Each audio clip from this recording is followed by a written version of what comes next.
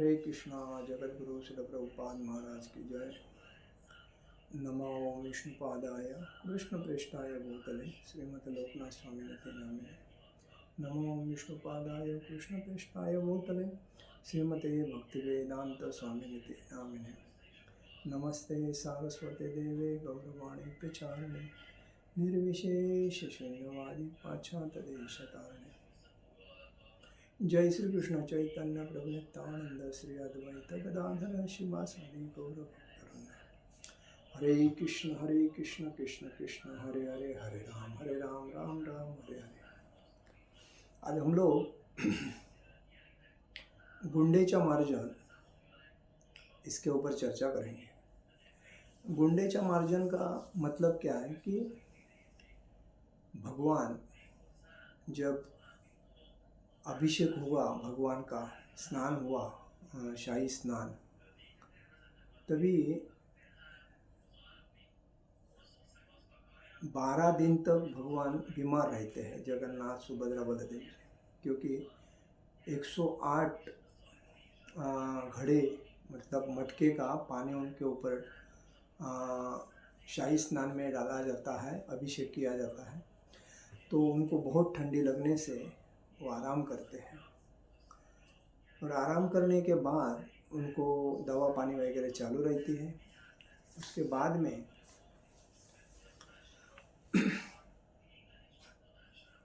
अभी थोड़ी थोड़ी तबीयत अच्छी हो जाती है, तो अभी उनको बाहर निकलने का है, जिसको बोलते हैं जब बाहर निकलते हैं जगन्नाथ रथ यात्रा बोलते हैं। तो उसके पहले मंदिर की पूर्णता भगवान बीमार होने, हम लोग कैसे घर में जब कोई बीमार रहता है तो साफ सफाई करते हैं, डॉक्टर को बुलाते हैं, उसको दवा पानी देने के बाद उसकी तबीयत अच्छी होने के बाद घर में कोई गंदगी नहीं रहना चाहिए, वैसा टाप टिप करते हैं अपने, इसका असर दूसरे को नहीं होना चाहिए। उस बेसिस पे अभी पूरी मंदिर की साफ सफाई होती है। जितना भी मंदिर में ऊपर से नीचे है सब डीटी के जो अल्टर है वो पूरे साफ सफाई होंगे, फ्लोर साफ सफाई होंगे, खंबे वगैरह सब कुछ क्लियर, मतलब कलश से लेके ग्राउंड तक। और उसके बाद वहाँ से भगवान रथ यात्रा में बैठ के 5 किलोमीटर का जो सफ़र है वो गुंडेचा कौन है? उनकी मौसी है, जो राजा इंद्रद्युम्न की पत्नी जो है वो उनकी मौसी है। वो अतिशय एकनिष्ठ भक्त थी जगन्नाथ जी की। तो उनको मिलने के लिए वह अभी रथ में बैठ के जाएंगे।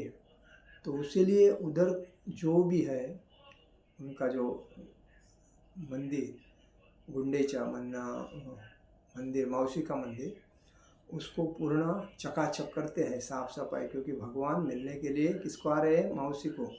आजकल देखिए मौसी जो रिलेशन में जो अपना नाता है वो वास्तव में स्टॉप होते आया, क्योंकि आज लोग क्या करते हैं, हम दो हमारे दो, एक पुत्र एक पुत्री हो गया, ऑपरेशन करके लेते हैं, आराम से रहते हैं।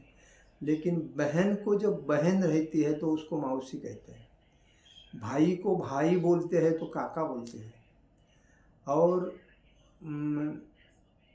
आते, मौसी, मामा, ये जो रिलेशन है वो आहिस्ता आहिस्ता हम लोग बंद कर रहे हैं, क्योंकि हमारी मूर्खता की वजह से। हम लोग बोलते हैं बहुत भारी खर्चा हो रहा है, महंगाई बढ़ रही है, बच्चे कैसे पैदा करने, मतलब हाँ, विदाउट मतलब मौज करने के लिए सेक्स करते हैं, लेकिन जो चीज़ करनी चाहिए उसके लिए नहीं। मतलब पाप करके सर पे लेते हैं, लेकिन जो पुण्य का काम है वो करने के लिए उनको तकलीफ होती है, और इसी का वो दुख भोगते हैं और समाज में तकलीफ सहते हैं, और बाद में भगवान के पास जाते हैं और भगवान हमको बचाओ। भगवान कैसा बचाएगा? आप ही आपके पैर के ऊपर कुल्हाड़ी मार के ले रहे हो, आप ही आपकी जीवन की जो सुविधाएं है, जीवन का जो जीने का जो हक है, आपके हाथों से ही उसको कुचल रहे हो और आप भगवान को बोले, भगवान तो आंखों से देख रहे हैं आप अपने हाथों से कैसे आपकी लाइफ खराब कर रहे हैं। तो कहने का मतलब है ये जो मौसी, जब माँ नहीं रहते हैं तो बच्चों को मौसी देखती है, जब चाचा नहीं रहते हैं तो बच्चों को अंकल देखता है। तो ये जो पिताजी के बहन को आते बोलते हैं, माँ के बहन को मौसी बोलते हैं। तो ये जो आते, मौसी, मामा, काका, ये जो रिलेशन है हमें संभालने के लिए हमको कम से कम 5 बच्चे इस जीवन में निर्माण करने जरूरी है, तभी जीवन सफल होएगा। अन्यथा जीवन की अतिशय, जिसका एक बच्चा है और उसका एक्सीडेंट में उसका लॉस होता है या किधर बीमारी में लॉस होता है या अचानक लॉस, उसकी लाइफ क्या होती है? उस माँ बाप के चेहरे पे देखो, हालत एकदम ख़राब हो जाती है। कौन संभालता है उसको? आजकल किसी के ऊपर भरोसा रखना बेकार है। आजकल लोग 4-4 आधार कार्ड बना के, अपना नाम गलत बना के, लोग मुस्लिम अलग अलग जो समाज के लोग हैं एक दूसरे को नीचा दिखाने के लिए क्या क्या करते हैं। तो इसी वजह से कहने का मतलब है कि हमें सतर्क रहना चाहिए, हमें हमेशा सतर्क रह के ही चलना चाहिए। परसों एक कांड हुआ था कि एक डिवोटी को, जिन्होंने नाम बदली करके आधार कार्ड बनाया था, ऐसे 4-5 महीने उनके साथ मित्रता की और उसके बाद उसको ब्लैकमेल करके उसको घर में बंद करके उसको मारने लगे और उसको दिन रात मारते थे और तकलीफ़ देते। और बाद में 4-5 दिन के बाद लोगों को मालूम पड़ गया ये आदमी किधर है। उसके बाद पता चला। आज लोग क्या करते, कुछ भी कर सकते हैं अपने स्वार्थ के लिए। इसलिए हमें हमेशा सतर्क रहना चाहिए। कहने का मतलब है भगवान मौसी के पास जा रहे हैं तो मौसी ये नाता कितना माँ के समान है और उसको हमें लाइफ टाइम रखना चाहिए। और 1-2 बच्चे पे नहीं, कम से कम 5 बच्चे के ऊपर हमें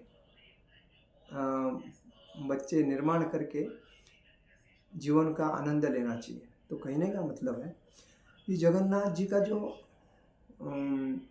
गुंडीचा मार्जन है, तो हमें हमारे घर में भी ऐसा करना चाहिए कि हमारे घर में जो डीटी होती है, मतलब भगवान का फोटो होता है, मंदिर जो बनता रखते हम घर में, उसको भी हमेशा साफ सफाई करते रहना चाहिए।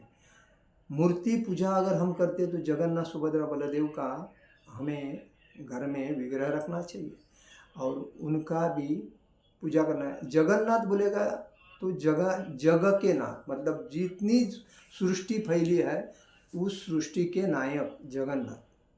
और उनके आँख हमेशा खुले रहते हैं, उनके आँख में कोई पर्दा नहीं है। इंसान में तो पलक झपक होता है, अदर प्राणी में होता है, लेकिन भगवान के आँखों में सब कुछ दिखता है। उनका भोजन भी ऐसा है भरपेट। इसलिए कहा गया है जगन्नाथ जी कहाँ रहते हैं? बद्रीनाथ में स्नान करते हैं। बद्रीनाथ एक हिल पर है उत्तराखंड में, वहाँ वो रहते हैं और स्नान करते हैं। उसके बाद गुजरात के जो द्वारकाधीश है वहाँ वो वस्त्र पहनने आते हैं, कपड़े पहनने के लिए कहाँ आते हैं? गुजरात में आते हैं। और उसके बाद जगन्नाथपुरी में वह भोजन करने के लिए जाते हैं। कहाँ? जगन्नाथपुरी। इसलिए जगन्नाथपुरी का जो वैशिष्ट है, एक के ऊपर एक, एक के ऊपर एक, एक के ऊपर ऐसे 7 थर रहते हैं और वो आग में प्रसाद बनाते हैं। लेकिन उस आग में बनाने का प्रसाद जो ऊपर से पहला पकता है और बाद में नीचे से आता है। और जब तक मंदिर ओपन है तब तक सबको प्रसाद पूरता ही है, और जब वो मंदिर बंद होता है अचानक प्रसाद खत्म होता है। अब बहुत वैशिष्ट है ये जगन्नाथपुरी। उसके बाद रामेश्वरम में वही विश्राम करने जाते हैं। कहाँ? रामेश्वरम। तो ये जगन्नाथ जी का ही है। और ये 4 धाम हर व्यक्ति को मनुष्य लाया जीवन में करना ही चाहिए, क्योंकि ये वैकुंठ धाम के समान 4 धाम है और इसीलिए इनका महत्व ज़्यादा है। तो कहने का मतलब है हमें हमेशा टाप टीपता अपने घर में रखनी चाहिए। भगवान को हमेशा धूप दीप, इसलिए नवविधा भक्ति कहा है। नवविधा भक्ति में भगवान बोलते हैं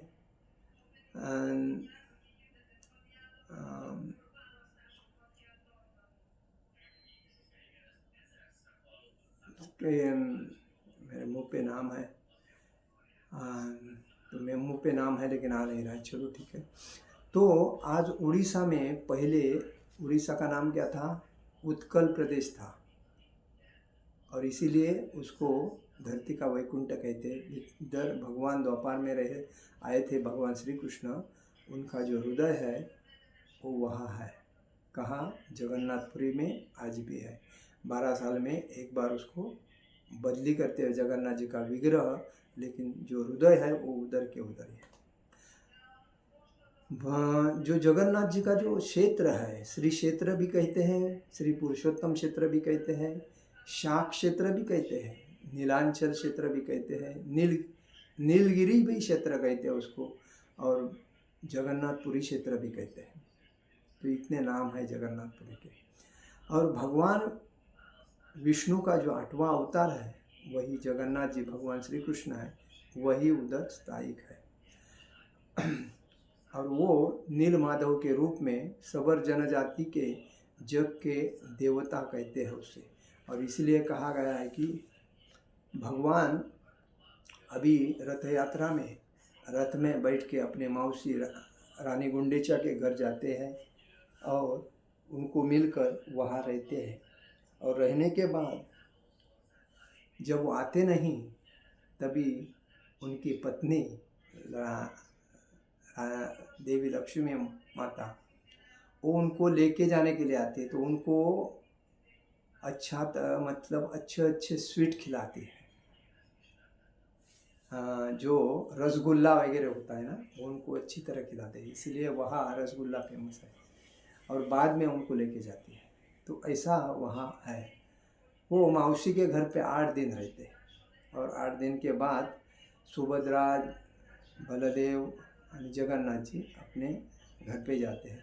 तो कहने का मतलब यही है कि हमें हमेशा याद रखना चाहिए कि हम जो भी डीटी घर में रखे हैं, पहली बात ये साईं बाबा का अगर फ़ोटो रहेगा, मूर्ति रहेगा, जो भी है, उसको उठा के पहला कचरे में डालना चाहिए। क्योंकि वो देव नहीं है, ना भगवान है, ना कुछ नहीं। वो मुस्लिम है, लेकिन हमने उसकी मूर्खता से उसकी पूजा करना चालू किया और उनको उन्नति करके दी, और हम लोग डाउन चले गए। इसलिए वो देव नहीं होने की वजह हम किसी को भी भगवान देव मानते हैं और अपनी जो मूर्खता स्थापित करते हैं, तो उसको बंद करना चाहिए। और हमें हमारे जो विग्रह है, तो जगन्नाथ जी, सुभद्रा, बलदेव या राधा कृष्ण या राम, सीताराम, लक्ष्मण, हनुमान, ये विग्रह की पूजा हमें करना ही चाहिए, क्योंकि ये पूजनीय है। इसीलिए तो गुंडीचा मार्जन है, हमें अपना घर, अपना मंदिर, अपना परिसर, और दूसरी बात, हम लोग कहाँ भी कुछ खाकर फेंकते हैं ना, वो गलत है। अपने परिसर भी हमें साफ करना चाहिए, हमारा जो एरिया है वो भी हमें साफ करना चाहिए। और हमें परिसर हम साफ करते हैं, एरिया हम साफ करते हैं, तो रोगराई से मुक्ति होती है, और स्वच्छ रहने से हमें सुख शांति मिलती है। तो हम जिस एरिया में रहते, जिस शहर में रहते, उस शहर को भी गुंडीचा मार्जन के जैसा ही साफ सफाई रखना जरूरी है। ये हमारा जन्मसिद्ध हक है। आज कोई गाड़ी से कुछ खाता है, रास्ते पे फेंकता है, कोई घर में कुछ बनाता है, गटर बाजू में नाले में फेंकता है, तो उससे क्या होती है? रोगराई बनती है, और हमें ही तकलीफ उसका भोगना पड़ता है। हम ही डॉक्टर के पास जाते हैं। हम इतने पत्थर वाले नहीं हैं शरीर वाले, हम नाजुक शरीर के व्यक्ति है होने की वजह से हमें कुछ भी रोग जंतु अपने शरीर में जाएगा ना, तो बीमार पड़ेंगे। इसलिए हमें अपनी ही स्वच्छता हमें करना खुद चाहिए। इसे गुंडीचा मार्जन बोलते हैं। तो साफ सफाई, स्वच्छता, यही मुख्य भगवान का दूसरा अवतार है। जिधर स्वच्छता होती है, जिधर साफ सफाई टापती, तो उधर लक्ष्मी नाती है, क्योंकि उधर भगवान का वास रहता है। जिधर भगवान है उधर लक्ष्मी रहती है, क्योंकि उनकी सेविका है। इसलिए हमें याद रखना चाहिए। हरे कृष्ण कृष्ण कृष्ण हरे हरे, हरे राम, राम राम हरे हरे। जगत गुरु श्रील प्रभुपाद महाराज की जय। परम पूज्य लोकनाथ स्वामी महाराज की जय। निताई गौर प्रेमानंदे हरि हरि बोल।